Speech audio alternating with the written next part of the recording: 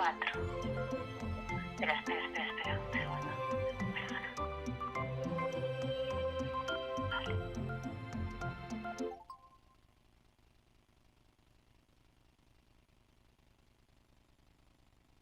Vale, ya.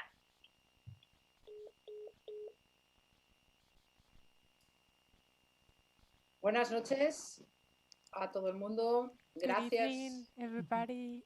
Gracias por venir a nuestro Thank encuentro esta you for noche. being here with us tonight. We are here with Holly Lewis. She's written this wonderful book, The Politics of Everybody, Política de Todes. And we've organized this interview within the Fira Literal, which is a fair of radical ideas and books that has been going on for 6 years now. And they organize lectures, they present books, wonderful artifacts with which we want to think and change the world, and where we find very thought-provoking ideas.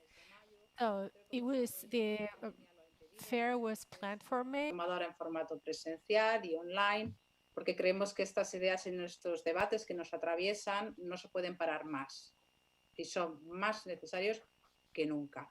Por eso es que hay estas actividades, ¿no?, online, y que nos hemos juntado más de 100 editoriales para participar en este evento. Yo le tengo especial cariño por muchos motivos. En el primer literal recogí mi primera copia de Por un chato de vino, uno de mis últimos libros, y he tenido encuentros con muchas de las amigas, amigos, amigues que forman parte de este mundo editorial de políticas e ideas radicales. Hoy estamos aquí con Holly Lewis, que es una persona, yo creo, muy clara, muy interesante para este momento en el que nos encontramos. Ella es profesora asociada en el departamento de filosofía en Texas State University, donde ella enseña filosofía continental, estética y filosofía política. Tiene un doctorado en the European Graduate School y ella es editora del journal Spectre. Estamos muy felices, Holly, de tenerte aquí por esta conversación.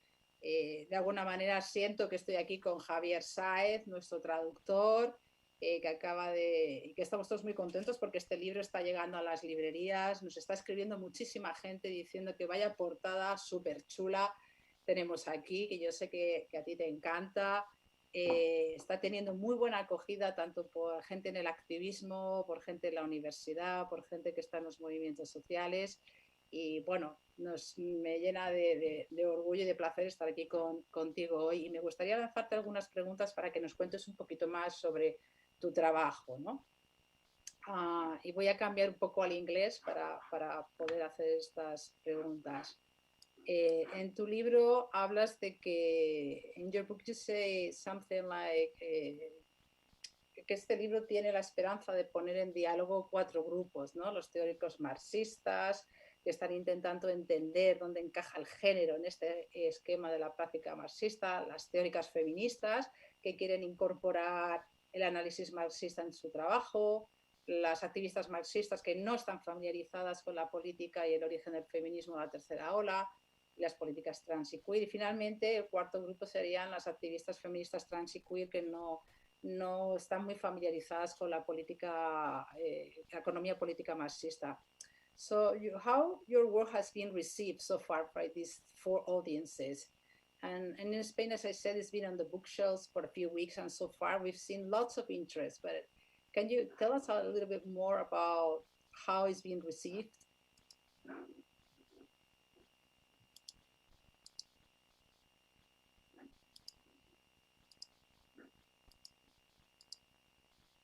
Yes, of course I do. So yeah, first of all, I want to thank you for inviting me here, and I'm really happy that the book is coming out in Spanish. And yes, it's a beautiful edition, and we're all, in the U.S. really excited about the cover as well, actually. So the reception of the English edition of the book actually surprised me a bit. It was written in 2015, and then it was released in early 2016. And I think that that's important to point out because the context that I was writing in is a bit different than the context that, is existing now in the United States. It was at the height of what we now kind of call Tumblr politics. I don't know if that translates, but this kind of very online politics where people are really kind of trying to sort out their online identities and interactions. So what surprised me was that the first feedback that I received was positive feedback from queer activists in the United States who weren't Marxist. And this surprised me because I expected to hear from the Marxists first. So there seemed to be, what that told me was that there was a real hunger for materialist politics from a queer perspective. And it suggested to me that a lot of people were probably frustrated by some of the same things that were frustrating me, So, the book was very much written in love and frustration. That's kind of what motivates me a lot. And so the next reception was also surprised me, and that was from international Marxists who were eager to incorporate analysis about women and LGBTI oppression into a socialist framework. So the book launch ended up actually being held in South Africa during the opening of a center called the Mazala Numelo Center in Durban, South Africa. And I immediately started rethinking the book through, an African context and for an African context. So that was really exciting for me, but completely unexpected, actually. Lastly, it was received in the Anglophone Marxist world in a way that is, predictably mixed, right? So there were queer people who were Marxists that were really excited about it. And then there were Orthodox groups that just kind of, I don't even really believe they read the book, right? They just threw out a standard line saying, this is nothing but identity politics, right? But I mean, it's completely not what I'm saying at all. So, I'm not sure they read it, but so that was extremely expected, right? Anyway, so I think that's that's pretty much the trajectory of the English. Mm-hmm. I wanted to ask you, why is Marxist feminism so unknown today when it had lots of influence in the 70s? Yeah, so I think that this is a really interesting question, and my answer is not necessarily it's a sense more than it is certainly isn't hard fact. One of the narratives about the disappearance of Marxist feminism is, I think it's a kind of a conspiratorial fantasy about queer theory.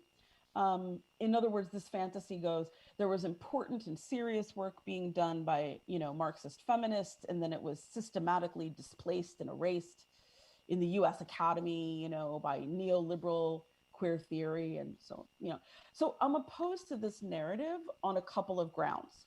First of all, I really don't like conspiracy theories. I don't like conspiracies. That I'm a materialist, and it doesn't really seem very materialist to think that, somehow some kind of bad mode of thinking catches hold and everything, falls to hell. But I certainly don't like conspiracy theories about queer people's ideas. So it seemed to me that part of what happened is that there was a neoliberal shift. What in the kind of real world neoliberal shift that happened, it confused a lot of the conversations that Marxist feminists were having in the 1980s. So in the 70s, you have a lot of discussions about the status of household labor in the context of housewifery, right, of being a housewife. And so, there's the wages for housework movement. And Marxist feminists at the time were, really wondering, is being a housewife a mode of production that's outside of capitalism? And these were the kinds of conversations that people were having. So then we have the 1980s and neoliberalism, the end of the family wage, women, going into those middle-class women going into the market, working class and poor women were always working. And there was a decline of the stay-at-home housewife, you know. And so it makes sense that the discussion shifted from, you know, housewifery to women's autonomy from men. So I think that Marxist feminists didn't make that shift quickly enough. Lisa Vogel's work stands out in that respect. And so in 1983, she put out this book called Marxism and the Oppression of Women. And it shifted the conversation away from Engels's ideas about familial property lines and towards a focus on Marx's capital and looking at how capitalism required women's reproductive labor to keep the cost of productive labor low. So women's oppression wasn't tangential to the operation of capital, but actually central to it. And the republication of Vogel's work in 2013 really marked what I see as a return to Marxist feminism in the form of Marxist social reproduction theory that you see now with Titi Bhattacharya's work and Sue Ferguson's work. So I think that's one of the reasons. So I think that it had to do with shifts in the way that capitalism operated and affected women and as well as gender nonconforming and trans folks. I think that's what was going on, and it wasn't some kind of weird conspiracy theory. Yeah, so I mean, I'll let you ask another question. Thank you. That was really interesting. In your book, you talk about queer Marxism and you make some references to queer materialism. Would you like to talk more about this? How would this look like? And if you want to articulate some examples, if you feel like. Yeah, sure. So when I say queer materialism, I think that this idea was much more novel in 2015 in the US context, at least. At least people have been operating more with queer materialism now. And what I mean by this is instead of looking at queer oppression through the lens of abstraction or abstracted concepts like, let's say, normativity or language, right? And giving those causal power to actually look at how our lived experience in the social order that we exist in, what Marx calls material social relations, how those material social relations put us in the positions that we're in. So queer materialism is looking at how, say, capitalism uses the family, how capitalism uses women's labor in particular, marks out particular bodies to be used in particular ways in order to understand the realities of queer people. And one example of how this could be useful would be, you know, if you're living in a society where women are married off or are married in the context of a bride price, not even a dowry, but a bride price, where the male gives money to the family of the woman, where the man gives money to the family of the woman.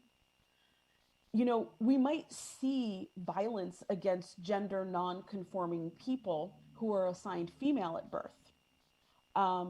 Because in this case, queerness is a threat to the financial stability of the family unit, or it's a perceived threat. So we don't have to reach into abstractions like power relations or culture or the way language is used. We can actually look at what's really going on the ground in people's lived experience. And I think that these kind of intensely local analyses of how global capital reproduces itself, it's important for us if we want to conceptualize queerness at a global level. And especially if we're keen not to impose American or Western European conceptions of queerness on non-Western populations. So this kind of materialism can be a way that we can have a conversation between the local and the global. I really appreciate that you gave us an example, so it's easier to grasp. I wanted to ask you about this virtual world that we inhabit. So in this world that is so virtual and so based on consumerism, how can we dismantle capitalism when its productive work is so ill-defined? You know, this is a really difficult question. It is. I'm sorry. And it's a huge question, and I don't want to. So I'll give you my best stab at this as well. And so, for me,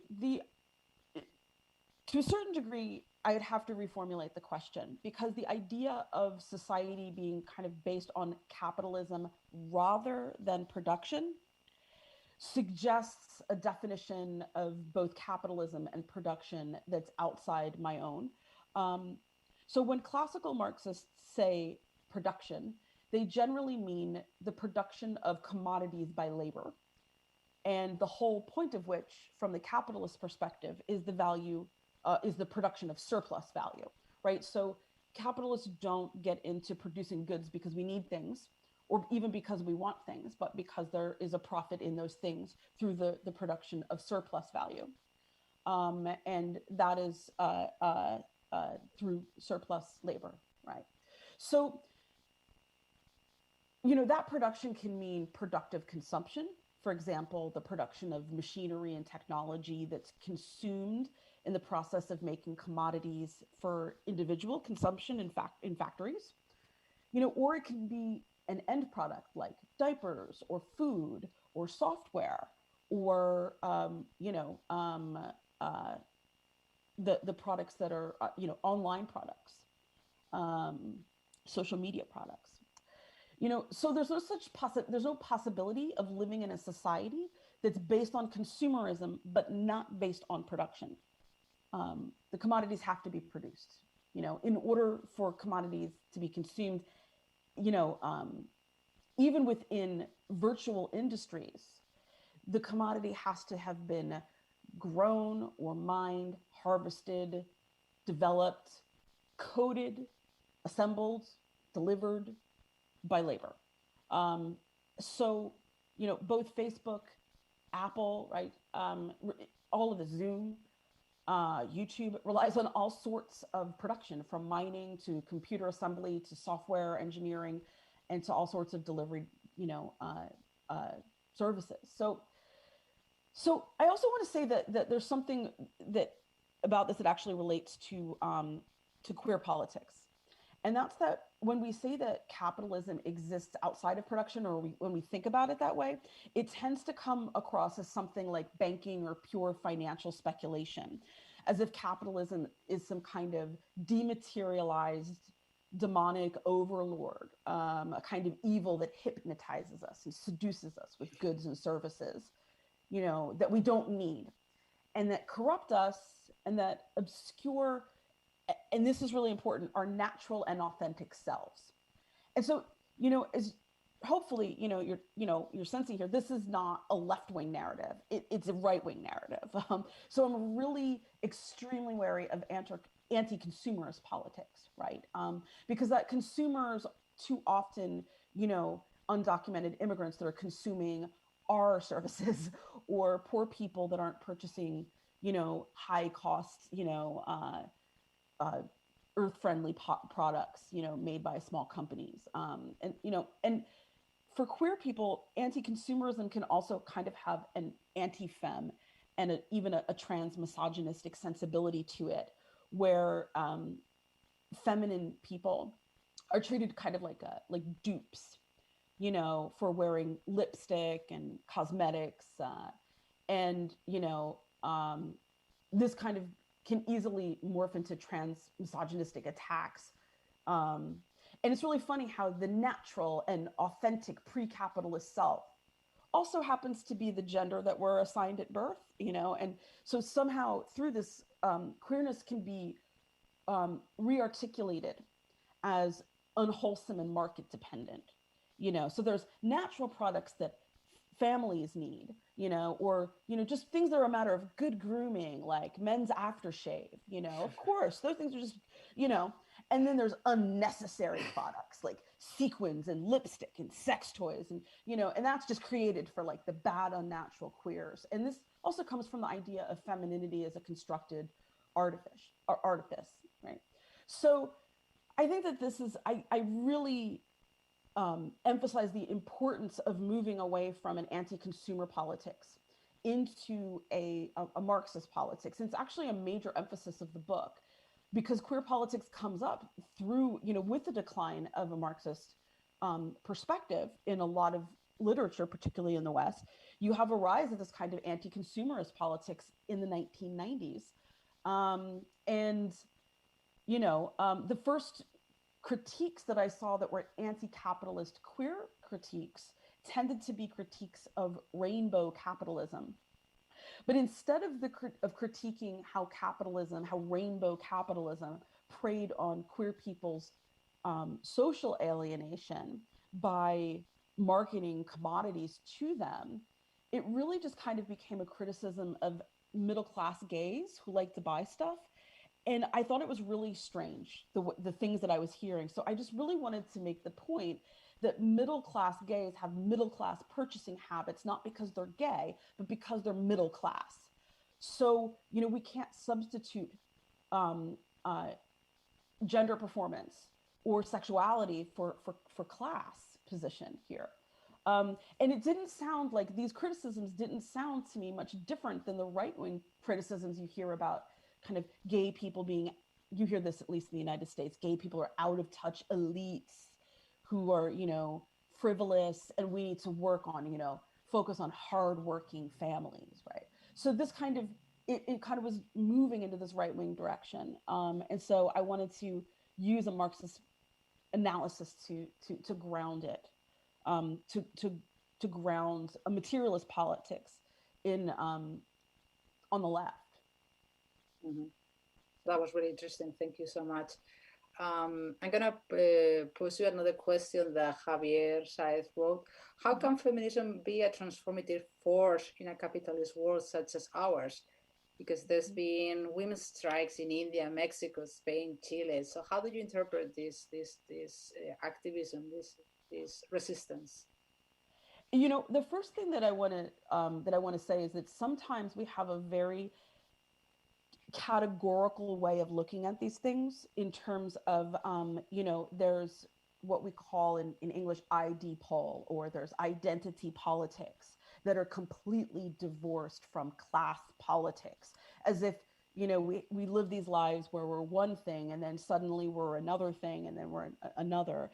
And, in the best versions of the tradition of intersectionality tries to undermine some of that kind of categorical thinking. But so some of this was kind of thrown at the women's strikes, these criticisms. I thought that those criticisms are particularly baseless. So I think that the women's strikes are an excellent example of the political possibilities of Marxist social reproduction theory in particular. To answer that question in very, very brief, just as capitalism organizes the world so that it's productive of surplus value, it's productive of profit, capital needs a different workforce that can produce workers themselves.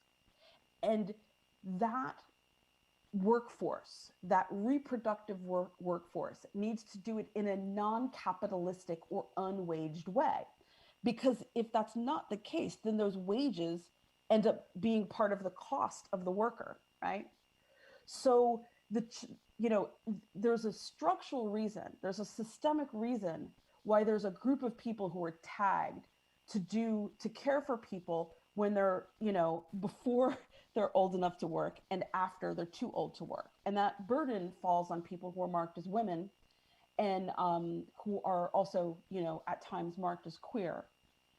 This marking lowers capitalism's operating costs. And so I think that the women's strikes can point to that if they're, making, if it's an opportunity to make those arguments to workers as a whole. So that's my short answer. Thank you. So let's move into a different area. Let's talk about racism. So you say that is the case that racism creates the notion of race, and we found this really race crafting really interesting the way you frame it. So would you like to tell us a little bit more about it? Sure.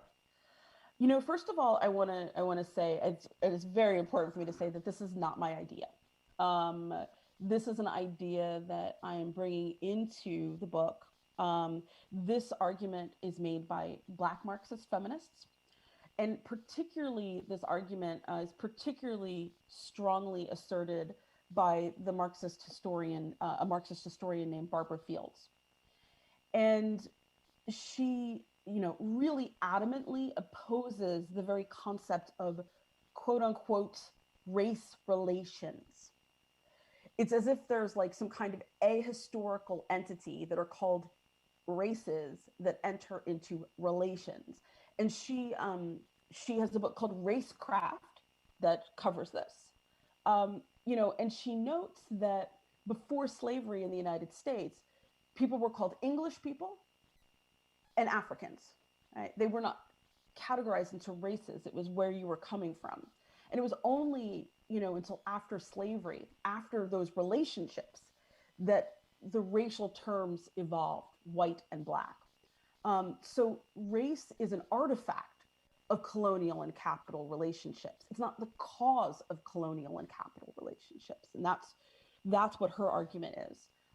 So I'm making this argument as well. But I'm also I'm kind of echoing and that argument. And I'm also wondering how useful that argument is for us in terms of how the sex is constructed, how gender is constructed, those being the same thing. So, and I think that can be that I hope that Barbara Fields' work is, I think it's really important in a time of Black Lives Matter. So I'm very happy that that's getting talked about in Spanish now. So yeah, we'll look for her so we can find out more. Thanks. Yeah. I'm gonna bring out a topic that is really hot right now in Spain, and it's about the TERFs. This topic. And we haven't had TERFs in Spain. We have this recent history of feminism linked to the transition into democracy, and we just didn't have that tradition. We haven't had these long years of having to put up with this kind of ideology, and all of a sudden in 2017, 2018, some academics, some people in the Socialist Party, some even activists were in tune with this global TERF movement, and all of a sudden they emerged with, again, this strange alliance with the fight right wing. And so, what's your opinion on the TERF and this alliance, and most importantly, what do we do? What can be done to dismantle these TERFs and the alliance with the right wing? Yeah, and this is one of the things that I try to address in the book as well. It's one of the most important issues, and that was how you asked me about the different groups that I was speaking to. One of those groups I was speaking to was Marxist feminists, because I wanted to dissuade people from listening to TERF arguments, right? Some of those those arguments can come through sometimes this idea that there's a gender class, like that's the radical feminism aspect of it, this idea that there's that gender itself is a different type of class, right? It's using Marxist terminology in a really distorted way, because Marx is talking about a mode of production, not talking about gender. But anyway, so I really wanted to make sure that distorted argument got cut, at the pass. So I think that one of the biggest things that can be done to dismantle them is actually by putting productive and reproductive labor at the core of the anti-capitalist project, and moving away from those consumerist critiques. right? So as I was talking about, there is this idea that they have that there's a real, natural, true sex or gender, very much like some people think that there's a true race underneath all, that there's these true forms that capitalism is distorting and manipulating us away from. And any kind of policy that follows this is going in a rightward direction. It doesn't matter if it's called socialist. It's going in a socialist project that's wedded to the nation and the family, that is a national socialist project. It's not something that we want to be anything near. Clearly, it's on the other side of the fence. So I don't think that we should be too surprised that we're hearing these arguments. So I think that we need to call them out, first of all. In the US, we don't even let them pretend that they're on the left anymore. There's just simply no space for it. It's a right-wing argument. This idea that we need to protect the family from capitalism. Now, that doesn't mean that individual families, right? People that exist under certain kinship, people must be protected from capitalism. But this idea that the family is under attack from capitalism is a right-wing concept. This idea that motherhood these are all right-wing concepts. And I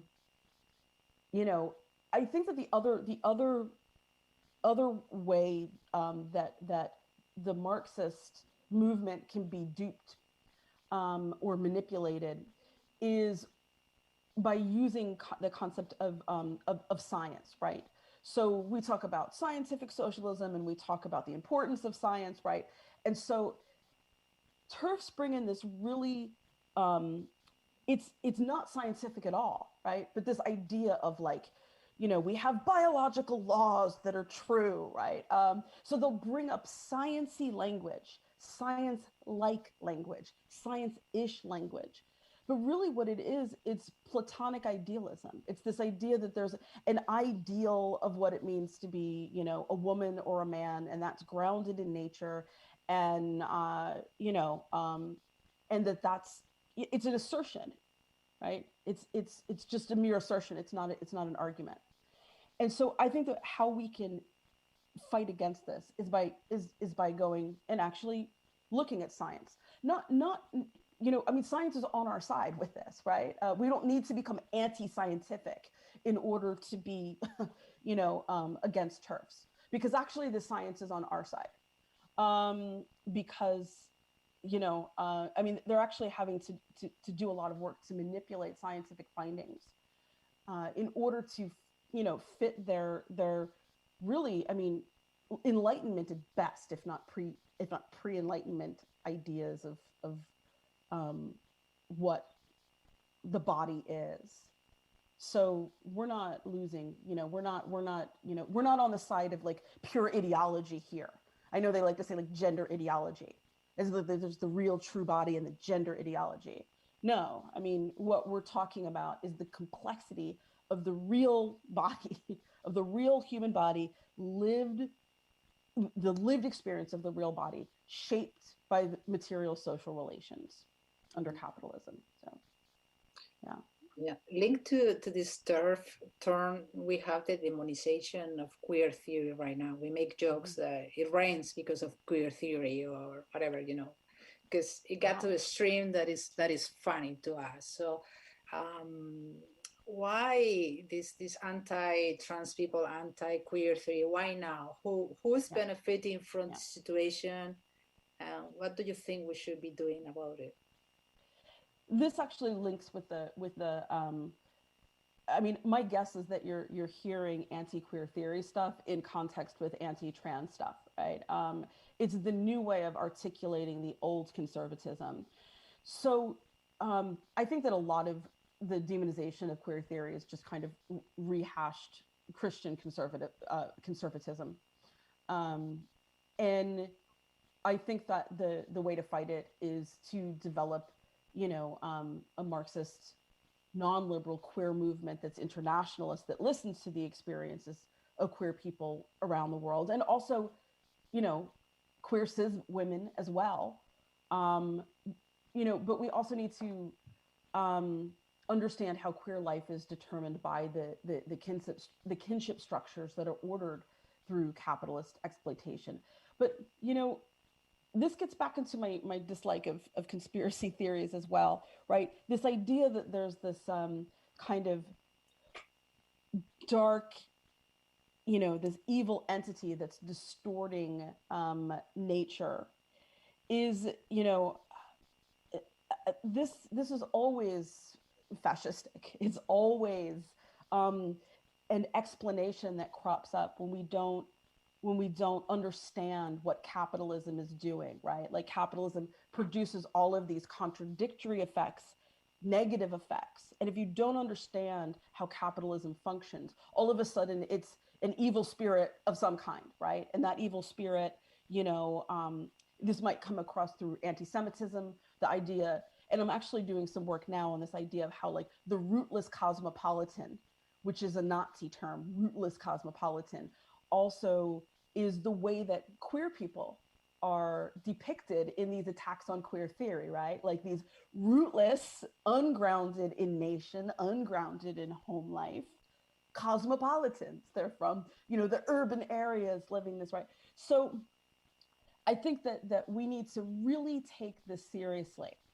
And we need to take it seriously by, you know, pointing out the far right kind of qualities underneath it. But we also need to not fall into, we need to recognize some of the other, you know, some of the traps that the more neoliberal variants of queer theory did put us into, right? You know, when queer theory at its strongest in the 1980s was not an argument that we take on, you know, I don't know, that you make a kind of taxonomy of identities. It was a critique of how identities are formed, right? So this isn't to say anybody's, but there are neoliberal ways that we can approach queer theory, and we need to abandon those. And that takes the wind out of the sails of the right-wing argument. Because if we're doing it right and we're speaking to, you know, queer people and trans folk and cis folk alike and straight people alike, and our arguments make sense, then they have nothing to argue. You know, they have nothing to argue with. So, yeah. We have a long, you know, task to do with these people. You know, we need to resist strongly. Well, I think I could be speaking to you, you know, about your book for the whole night, but I think we should be saying goodbye to everyone because, you know, being online and the fatigue of being on the screen all day, you know, it pays a toll. But I really want to say thank you to you, and I encourage people to get the book, to read it, to discuss it with friends, to bring it to class, to share it, and hopefully to see a second edition too, also in Spanish, because I think you are launching a second edition, right? Yes, yeah. So good luck with the second edition. We are really happy to know that your book is growing in readers and people interested on it. Let's hope that happens in Spanish too and other languages as well. And we'll send you a hug. Thanks a lot. Yes, and thank you so much. It's been a pleasure. I hope there's more chances to keep speaking. So, yes. Stay safe. Bye.